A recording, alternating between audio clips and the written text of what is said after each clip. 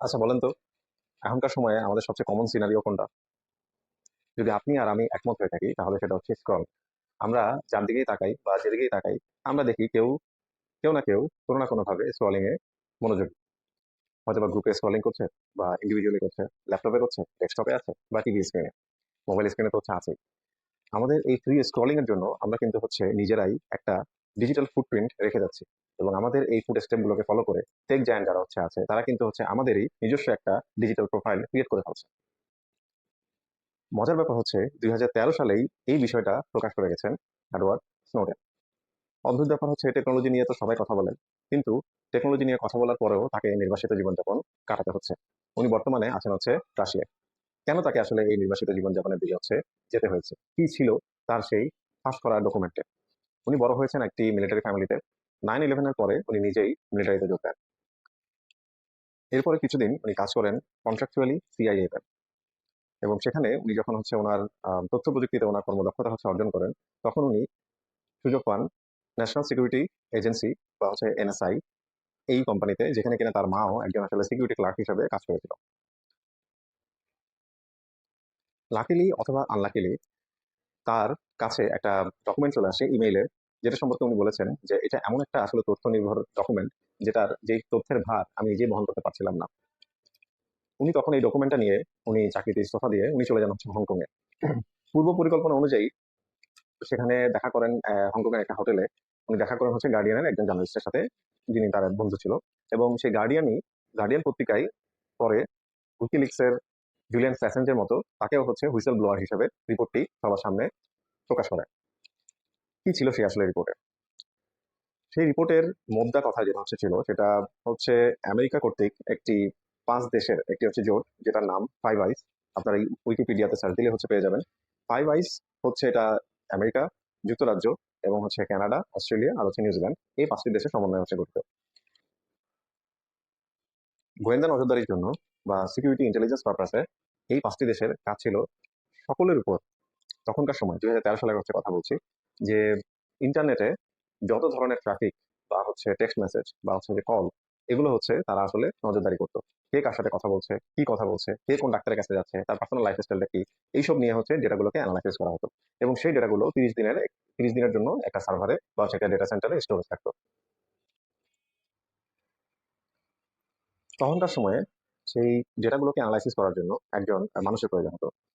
Edward Snowden এখন যেটা বলছেন 2026 সালে এসে সেই 2013 সালের করা রিসার্চ এবং 2026 সালে এখনকার সময় যে সার্ভেলেন্স, সেটা হচ্ছে আকাশ এবং পাতাল পার্থক্য।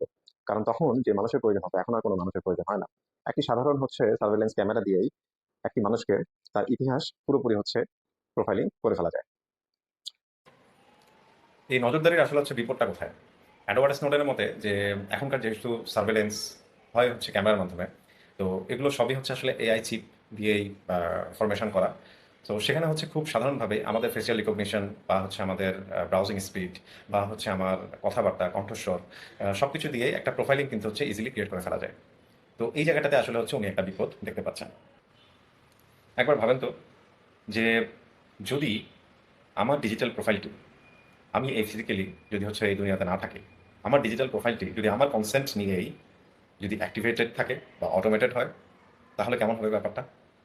যে আমি ভার্চুয়ালি অ্যালাইভ থাকলাম, আমি ফিজিক্যালি ডেড, কিন্তু কোনো একটা সময় আমার ডিজিটাল প্রোফাইলেই আমার কোনো একটা কনসেন্টের আমি আমি হয়তো বা যখন অ্যাক্টিভিটিটা করছি, তখন হয়তো বা আমার সোশ্যাল মিডিয়াতে বা হচ্ছে আমার ডিজিটাল প্রোফাইলে কোনো একটা অপশন হয়তো বা নতুন করে আসলো, যে তুমি যদি হচ্ছে চাও তুমি ভার্চুয়ালি অ্যালাইভ থাকতে পারো।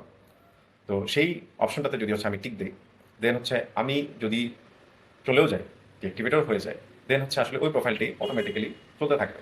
কারণ কি, সে অলরেডি জানে যে হচ্ছে যে আমার ব্রাউজিং কিসে কিসে, আমি কখন কোন ট্যাবে হচ্ছে যাচ্ছি, কখন কি করছি, কোনটার পরে কি হচ্ছে, আমার ডিজিটাল ফুটপ্রিন্টগুলো আসলে কি, এগুলোকে অ্যানালাইসিস করে আমার ডিজিটাল প্রোফাইলটা ঠিক আমার মতো করেই হচ্ছে আসলে আচরণ করবে। এবং যারা যারা আমার কানেকশন হচ্ছে আছে, আমি যেভাবে করে কথা বলতাম সেভাবে করেই অটোমেটেড রেসপন্স হচ্ছে জেনারেট করতে সক্ষম হবে।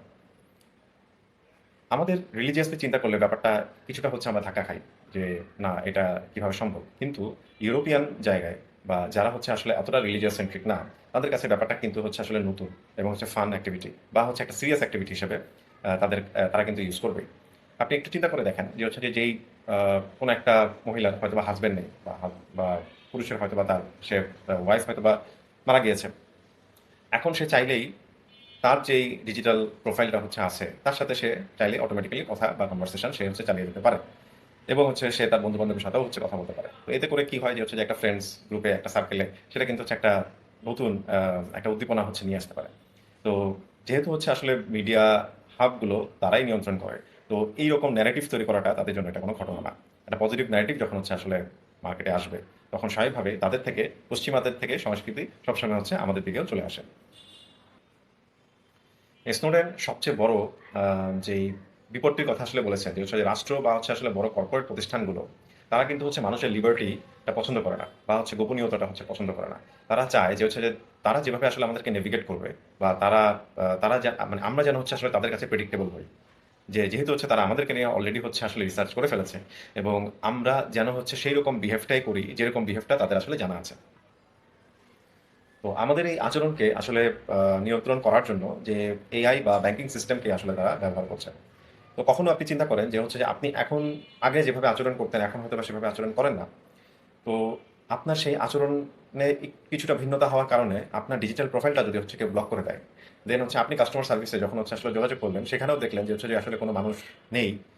সেখানে আছে হচ্ছে এআই এবং তাকে একটা মানুষকে বোঝানোটা যতটা আসলে সহজ একটা কম্পিউটার জেনারেটেড বা হচ্ছে একটা মেশিন সেটাকে বোঝানোটা কিন্তু হচ্ছে অতটা সহজ নয়। এবং সেই মেশিন বা হচ্ছে যে আসলে এআই আপনাকে একটা কনক্লুডিং রিমার্কস দিয়ে দিল যে হচ্ছে যে আপনার যে প্রোফাইলটা হচ্ছে আছে এটাকে আপনি কোনোভাবে আর ফেরতযোগ্য নয়, সেটা হচ্ছে লকড। তো এই ভীতিটার কথাই আসলে হচ্ছে স্নোডেন বলেছেন যে হচ্ছে যে ভবিষ্যতে যদি এমন একদিন আসে যে হচ্ছে যে আপনার ব্যাংক অ্যাকাউন্ট বা হচ্ছে যে আইডি আসলে লক হয়ে গেলে যে কোনো মানুষের সাথে আসলে আমরা যদি আসলে কথা বলার সুযোগ না থাকে এবং তিনি আরো বলেছেন যে প্রকৃতিগতভাবেই আসলে আমরা মানুষরা কিছুটা হচ্ছে একজন আরেকজনের থেকে আলাদা। আমরা কেউ পাখি ভালোবাসি, কেউ বাগান ভালোবাসি, কেউ মাছ ধরতে ভালোবাসি। তো এআই যদি হচ্ছে আসলে এই সবকিছুই জেনে যায় তাহলে আসলে এই বৈচিত্র্যটা নষ্ট হয়ে যায়। আরেকটি ভয়ঙ্কর ব্যাপারটা যদি হচ্ছে আমরা আসলে একটু চিন্তা করি যে এখনকার তরুণ প্রজন্ম সবাই কিন্তু হচ্ছে ডিজিটালি আসলে টেক্সট মেসেজিং করতে হচ্ছে পছন্দ করে বা হচ্ছে আসলে ডিজিটালি কানেক্টেড থাকতে হচ্ছে পছন্দ করে সামনাসামনি থাকার হচ্ছে থেকে। তো এটাকে হচ্ছে উনি বলেছেন এটা হচ্ছে একটা আসলে আইসোলেশনের মতো, একা হয়ে যাওয়া হচ্ছে মতো। তো এই আইসোলেশনটাও আসলে তাদের ফরম্যাটেড। কারণ কি তারা আসলে চায় বা হচ্ছে একজন একটা গভর্নমেন্ট বা হচ্ছে যে একটা আসলে এই টেক যায় না, তারা চায় যে মানুষ যখন আসলে আইসোলেশনে থাকে তাকে নেভিগেট করাটা বা ম্যানিপুলেট করাটা তাদের জন্য হচ্ছে আসলে সহজ। আমরা হয়তো ভাবতে পারি যে হচ্ছে আমরা তো স্বাধীনভাবেই চলছি। আমি আমার ব্রাউজ আজকে করবো কি করবো না সেটা তো আমার ব্যাপার। আজকে আমি মোবাইলে হচ্ছে কি করবো না করবো সেটা আমার ব্যাপার। আমি হচ্ছে সিদ্ধান্ত নিবো। আমি আমার মোবাইলটাকে হচ্ছে চেঞ্জ করে ফেলবো। কিন্তু স্নোডেন হচ্ছে আসলে স্তরগুলোকে একটু ভাগ করে দিয়েছেন যে আসলে কিভাবে আমরা ট্র্যাকড হই। তো প্রাইমারিলি এটা হচ্ছে প্রথমে হার্ডওয়্যার। আমরা যদি হচ্ছে একটু ঠান্ডা মাথায় চিন্তা করি যে আমি একটা মোবাইল হচ্ছে কিনি, তারপর হচ্ছে আমি একটা সিম কিনি। আমার মোবাইলের হচ্ছে একটা আইএমআই নাম্বার থাকে। আমার সিমের হচ্ছে একটা আইএমএসআই হচ্ছে একটা নাম্বার থাকে। তো এই ২ টা যখন হচ্ছে কানেক্টেড হয় কিসের সাথে? এটা হচ্ছে টেলকো কোম্পানির টাওয়ারের সাথে হচ্ছে কানেক্টেড হয়। তো এই যে কানেকশনটা, এই যে ট্রাফিক, ইন্টারনেটে যে ট্রাফিক, এই ডেটাটা কিন্তু হচ্ছে অলরেডি কোথাও না কোথাও স্টোরড। কোনো না কোনো ডেটা সেন্টারে অলরেডি হচ্ছে এটা আছে। তো যে কেউ চাইলে সেখান থেকে হচ্ছে এক্সট্রাক্ট করতে পারে এবং হচ্ছে এই ইনফরমেশনগুলো নিতে পারে। দ্বিতীয় স্তরটা হচ্ছে সফটওয়্যার। যে আমার মোবাইলে হয়তোবা হচ্ছে বিভিন্ন অ্যাপ্লিকেশনস আছে। ধরেন হচ্ছে আমি আমার মোবাইলে আমার ফেসবুক অ্যাপ্লিকেশনটা হচ্ছে নাই। কিন্তু ফেসবুকের সাথে কানেক্টেড আরো অনেক হয়তোবা অ্যাপ্লিকেশনস হচ্ছে আছে বা যখন আমি ফেসবুক অ্যাপ্লিকেশনটাকে হচ্ছে আমি ইনস্টল করেছিলাম তখন হয়তোবা আমি অনেকগুলো কনসেন্ট হচ্ছে দিয়েছিলাম। আমার ওয়েদার আপডেটের অ্যাপ থেকেও কিন্তু হচ্ছে সে আসলে ডেটা এক্সট্রাক্ট করতে পারে এবং সেটা কিন্তু সে ইজিলি রিড করে সে আমার ডেইলি অ্যাক্টিভিটিটা হচ্ছে জেনে নিতে পারে। তো এটা এমন না যে হচ্ছে যে আসলে শুধুমাত্র হার্ডওয়্যারে কানেক্টেড, এটা হচ্ছে সফটওয়্যারের মাধ্যমে কানেক্টেড। দেন হচ্ছে আমার বিহেভিয়ারাল প্যাটার্ন। তৃতীয় স্তরটা আমার বিহেভিয়ারাল প্যাটার্ন, মানে হচ্ছে আমি আসলে আমার প্যাটার্ন অফ লাইফটা কি, আমি কি কি জায়গায় হচ্ছে ব্রাউজ করছি, আমি কত স্পিডে ব্রাউজ করছি, আমি কত তাড়াতাড়ি হচ্ছে রিড আউট করছি, আমি নিউজ ফিডে কি কি দেখতেছি, কোনটাতে আসলে আমি এনগেজড, কোন ভিডিওটা আমি আসলে বেশি দেখছি, কোন কোন সময়টাতে আমি আসলে মোবাইল স্ক্রলিং করছি বা হচ্ছে আমি ল্যাপটপে যাচ্ছি আমার সেই আইডিটা ইউজ করে। তো এগুলো সবই আসলে হচ্ছে এখন মোটামুটি ট্র্যাক করে এই টেক জায়ান্টরা আমাদের প্রতিটা পদক্ষেপই তারা আসলে তাদের নখদর্পণে নিয়ে গেছে। আরেকটা বিষয় উনি হচ্ছে বলেছেন যে এই যে আমরা ফ্রি ব্রাউজিং হচ্ছে করি, যে ফেসবুক করছি বা ইউটিউব করছি, আমরা ভাবছি যে হচ্ছে যে ফ্রি আমি এই জন্য হচ্ছে করছি। কিন্তু উনি মনে করে দিয়েছেন, স্নোডেন হচ্ছে মনে করে দিয়েছেন যে এটাকে আসলে ফ্রি না ভেবে এটা আসলে একটা ফ্রন্ট লোডেড জয়, যেটা কিনা আসলে একটা ব্যাকলোডেড পেইন কিন্তু হচ্ছে আপনার জমা করছেন প্রতিনিয়ত।